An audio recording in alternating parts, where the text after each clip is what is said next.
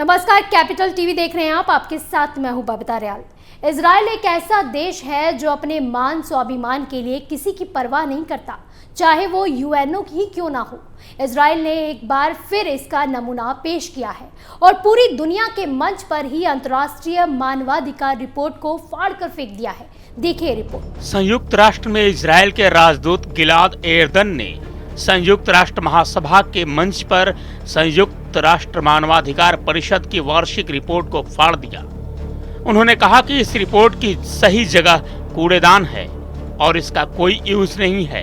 उन्होंने इसके पीछे दलील दी कि ये रिपोर्ट इजराइल के खिलाफ है और पक्षपाती है। दरअसल इजराइल फिलिस्तीन संघर्ष पर संयुक्त राष्ट्र मानवाधिकार परिषद ने महासभा में एक विशेष बैठक बुलाई थी, जहां इसके अध्यक्ष मिशेल बाचेलेट ने सभी सदस्य देशों के सामने वार्षिक रिपोर्ट पेश की। दरअसल इस रिपोर्ट में गाजा पर इजराइल के कब्जे के हमले के बाद गठित की गई एक जांच समिति के निष्कर्ष प्रस्तुत किए गए थे, जिसमें 67 बच्चों, 40 महिलाओं और 16 बुजुर्गों समेत 260 फिलिस्तीनियों की मौत हो गई थी। इस हमले में कई सारे परिवार मारे गए, जिसमें वरिष्ठ डॉक्टर ऐमान अबू अल खौफ और उनका पूरा परिवार शामिल था।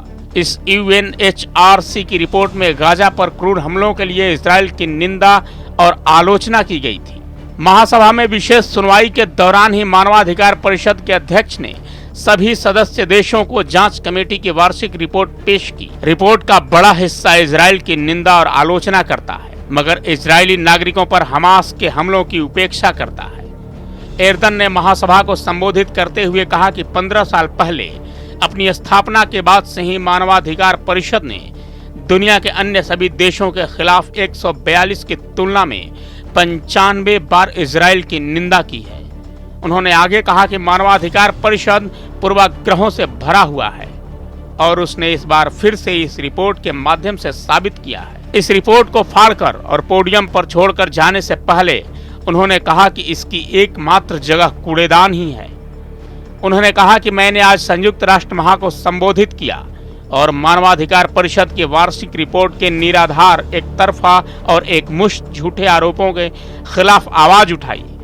इस साल मानवाधिकार परिषद ने एक बार फिर हम सभी को नीचा दिखाया है। इसने दुनिया भर में ऐसे लोगों को निराश किया है जो मानवाधिकारों के हनन को हर दिन, हर घंटे, हर मिनट सहते हैं, लेकिन उनकी आवाज नहीं सुनी जाती।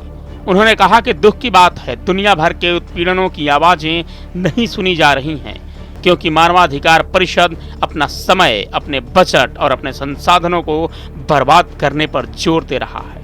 मेरे देश और यहाँ की हर तरह की स्वतंत्रता को टारगेट किया जा रहा है। दरअसल यूएनएचआरसी ने म्यांमार, अफगानिस्तान और इजरायली फिलिस्तीन संघर्ष पर अपना विशेष सत्र आयोजित किया था। इजराइल के कार्य की प्रशंसा होनी चाहिए कि जब आतंकी लोगों और सैनिकों को मारते हैं तब कोई मानवाधिकार की बात नहीं करता, लेकिन जब यही आतंकी सेना के हाथों मारे जाते हैं तब यूएनओ भी मानवाधिकार की दुहाई देने लगता है।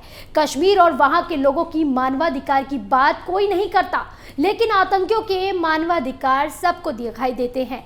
ऐसे सिर्फ इजराइल का दर्द ही नहीं है, बल्कि उन सभी मुल्कों का दर्द है जो इस्लामी आतंकवाद के खिलाफ लड़ रहे हैं।